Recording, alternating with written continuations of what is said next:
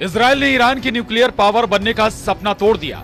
26 अक्टूबर को इजरायली हमले में ईरान का सीक्रेट न्यूक्लियर रिसर्च सेंटर तबाह हो गया। ईरान की परमाणु बम बनाने की क्षमता पर रोक लग गई है, ये हम कह रहे हैं क्योंकि 26 अक्टूबर 2024 को ईरान पर इजरायल के हमले की तस्वीरें सामने आ गई। 26 अक्टूबर रात लगभग 3 बजे ईरान की राजधानी तेहरान में जोरदार धमाका होता है और एक के बाद एक, सेकंड, मिनट नहीं, लगातार 3 घंटे तक ईरान में धमाकों की गूंज सुनाई देती है।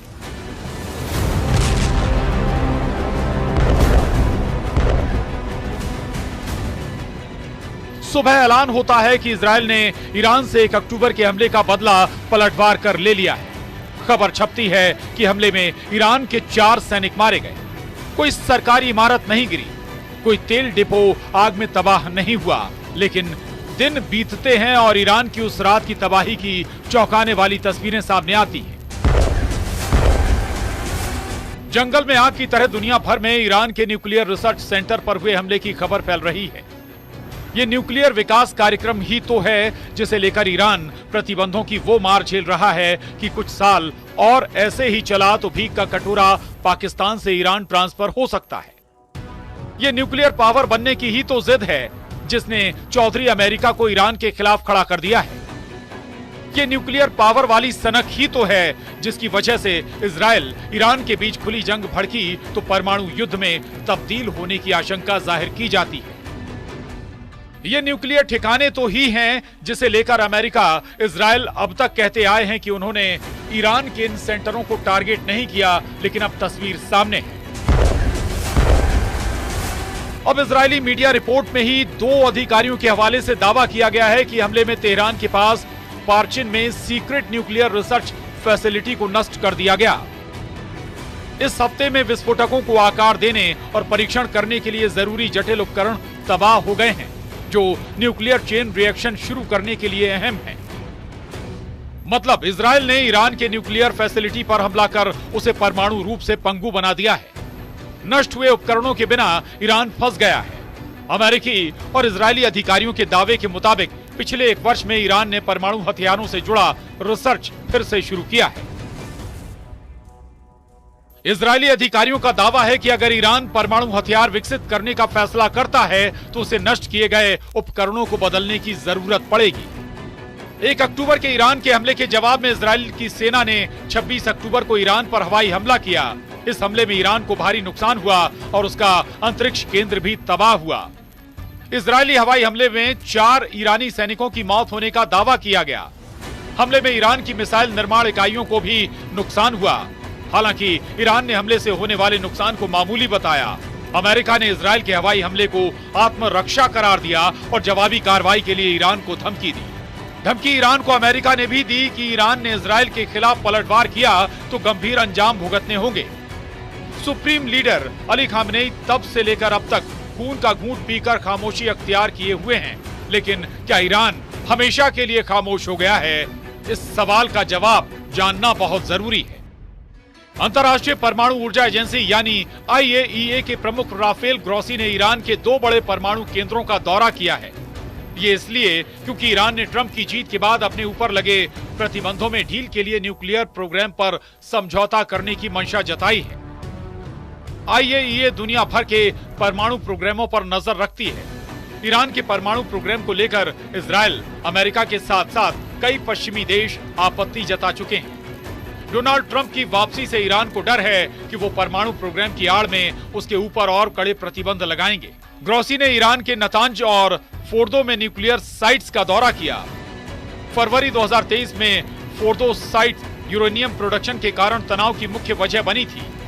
फोर्दो में जांचकर्ताओं ने भूमिगत सुविधा में 83.7% तक संवर्धित यूरेनियम कण पाए थे। ये मात्रा परमाणु बम बनाने के करीब है। ईरान की दलील है कि उसने 2 वर्ष पहले फोर्दो में 60% तक यूरेनियम संवर्धन शुरू किया था, जबकि कई रिपोर्ट्स के मुताबिक ईरान का न्यूक्लियर प्रोग्राम परमाणु बम बनाने के 90% संवर्धन के बेहद करीब है। 26 अक्टूबर को जब इजरायल ने 100 लड़ाकू विमानों से ईरान पर हमला किया तो उसके ठीक बाद सुप्रीम लीडर अली खामनेई ने सेना को आदेश दिया कि वो इजरायल पर हमले की तैयारी शुरू कर दे। लेकिन दिन, हफ्ते और अब महीना पूरा होने को नजदीक है। ईरान इजराइल पर हमले की या तो हिम्मत नहीं जुटा पा रहा या मुफीद मौके के इंतजार में है। ईरान के लिए हेठी की बात है कि उसके न्यूक्लियर ठिकाने पर हमला होने के बाद भी वो इजराइल के खिलाफ कुछ नहीं कर पा रहा। ईरान अकेले अमेरिका तो दूर इजराइल से भी निपटने में सक्षम है, इसमें आशंका है। हमास, हिजबुल्लाह या इराक या फिर हूथी या फिर सीरिया वो ताकतें नहीं हैं जिनके दम पर ईरान मिडिल ईस्ट से इजराइल का समूल विनाश कर उसके अस्तित्व को मिट्टी में मिला दे। इस बीच अमेरिका से चौंकाने वाली रिपोर्ट आती है कि ट्रंप के एडवाइजर माइक इवांस चाहते हैं कि इजराइल अगले 8 हफ्ते में ईरान का काम तमाम कर दे। इसीलिए कहा जा रहा है कि 20 जनवरी के पहले इजराइल ईरान को साफ करने की तैयारी में है। ट्रंप चाहते हैं कि इजराइल हमास, हिजबुल्लाह को निपटाए और फिर ईरान पर फोकस करे। इजराइल ईरान के तेल प्रतिष्ठानों और व्यापार कंटेनरों को निशाना बनाए। यह सारा काम डोनाल्ड ट्रंप के शपथ लेने से पहले पूरा हो जाए।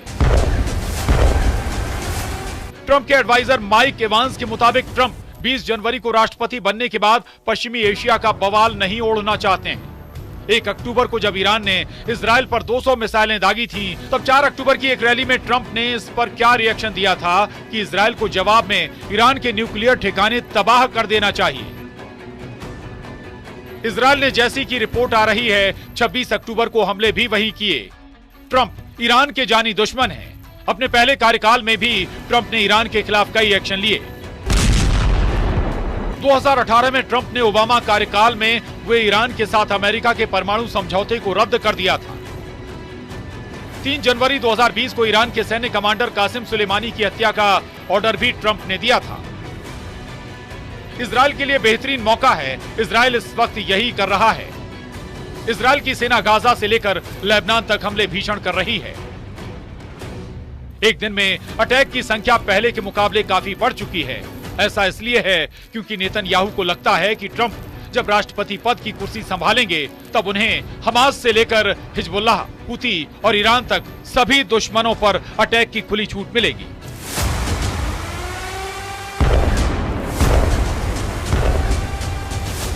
लेकिन सवाल तो ईरान का है जो सऊदी अरब के साथ गलबहियां कर रहा है, चीन से दोस्ती का नया अध्याय आरंभ कर रहा है, लेकिन अपने ही देश के भीतर अपने सीक्रेट परमाणु अड्डे पर हमला हो जाता है तो धमकी देने के अलावा कुछ नहीं कर पाता।